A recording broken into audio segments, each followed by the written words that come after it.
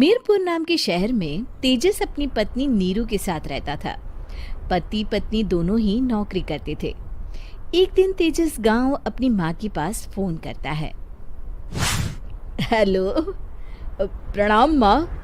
जीते रहो माँ, तुम दादी बनने वाली हो हैं? अरे वाह, ठीक है बेटा, मैं कल ही आती हूँ। जब माँ जी शहर पहुंची तो बेटे बहू ने बहुत अच्छे से स्वागत किया। लीजिए माँ जी, चाय। अरे गर्मा गर्म पकोड़े ले आओ माँ के लिए। नीरू रसोई में गई और 2 मिनट में ही पकोड़े ले आई। जी ये लीजिए। बहू जादू से बनाए हैं क्या? अभी तो रसोई में गई थी। यम्मी। माँ जी, शीला रसोई में पकोड़े तल रही है, मैं बस लेकर आई। हे भगवान, मेरा धर्म भ्रष्ट कर दिया तूने। अब तो गंगा जल से शुद्धिकरण करना होगा। दूसरे दिन, माँ जी मैंने नाश्ता बना दिया है, ऑफिस जा रही हूँ। पर अभी तो घर का सारा काम पड़ा है। शीला आती ही होगी, झाड़ू पोछा बर्तन कपड़े वो सब कर लेगी। हमारे जमाने में घर का सारा काम हम ही करते थे।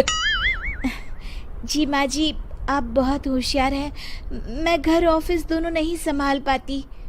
तो जरूरत क्या है घर से बाहर जाकर चाकरी करने की? वैसे भी घर का काम खुद करने से घर में बरकत आती है, समझी? पर माँ जी। पर वर कुछ नहीं, इस महीने की पगार मिले फिर ऑफिस बंद। हाँ। रात को नीरू तेजस से कहती है, सुनिए जी, माँ जी बोल रही थी कि मैं नौकरी छोड़ दूं। वैसे ठीक ही तो है, अभी तुम्हें आराम की जरूरत है। फिर भी आराम कहाँ, शीला को छुड़ाने के लिए बोल रही थी। तो अब 24 घंटे में इतना काम तो कर ही सकती हो। पर जॉब पसंद है मुझे, घर पर मन नहीं लगेगा। अगले दिन जब दोनों ऑफिस के लिए निकल रहे थे, मेरी तो कोई कीमत ही नहीं है इस घर में। माँ जी, आजकल महंगाई बहुत है, रहन सहन भी बदल गया है, दोनों नौकरी करते हैं तभी ठीक रहता है। अच्छा, तू कहना क्या चाहती है? मेरा बेटा तुझे बिठा के खिला नहीं सकता? तू ही इस घर का खर्च चला रही है, हैं? नहीं माँ जी, मेरा वो मतलब नहीं था। मतलब खूब समझती हूँ, ये बाल धूप में सफेद नहीं किए मैंने। हाँ। अब तो ये रोज का काम हो गया था। तेजस भी रोज की झिकझिक से परेशान हो गया था। एक दिन उसने कहा, नीरू, वैसे भी तुम्हें मैटरनिटी लीव मिलने वाली है, तो अभी से ही छुट्टी ले लो। पर क्या, मेरी सैलरी अच्छी खासी है। आखिर नीरू ने रिजाइन कर दिया। जब बच्चा हुआ तो घर में सब बहुत खुश हुए। कुछ दिनों बाद तेजस फाइल देख रहा था। क्या हुआ तेजस, कुछ परेशान लग रहे हो? हाँ, वो हमारी जितनी सेविंग्स थी वो तो हॉस्पिटल में और छठी के फंक्शन में खत्म हो गई है नीरू।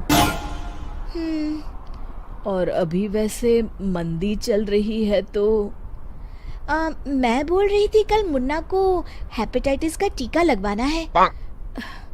नीरू, क्या पोस्टपोन नहीं कर सकते? नहीं जी, बिल्कुल नहीं। अब तेजस को समझ में आ रहा था कि उससे गलती हुई है। पैसों की कमी का असर घर के माहौल पर भी पड़ रहा था। अगले दिन, बेटा मेरा चश्मा और ये दवाइयाँ ले आना, पर्चा देते हुए माँ जी ने कहा। जी। तेजस, मुन्ना के लिए दूध का डिब्बा और डायपर भी ले आना, और ये किराने के सामान की लिस्ट है, इसे भी लाना है।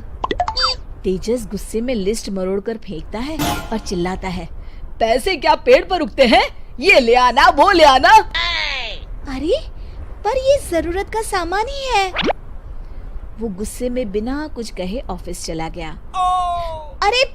अरे लंच तो ले जाइए। नीरू दौड़कर डिब्बा पकड़ाती है। एक दिन खाना खाने के बाद, नीरू,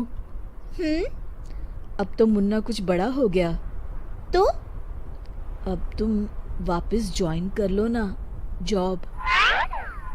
पर इस रिसेशन में जॉब मिलना बहुत मुश्किल है। ट्राई तो करो। फिर मुन्ना? माँ जी है ना, और एक फुल टाइम मेड भी लगा लेंगे। पर माँ जी, उन्हें तो पसंद नहीं। तभी माँ जी वहाँ आ जाती है और प्यार से नीरू के सर पर हाथ फेरते हुए बोलती है, अब मेरी समझ में आ गया बहू, पहले के और अब के समय में अंतर है। तुम काम शुरू करो, मुन्ना की जिम्मेदारी मेरी। मेरी प्यारी माँ जी। ये कहकर नीरू उनके गले लग गई। शिक्षा, परिवर्तन संसार का नियम है, हमें भी समय के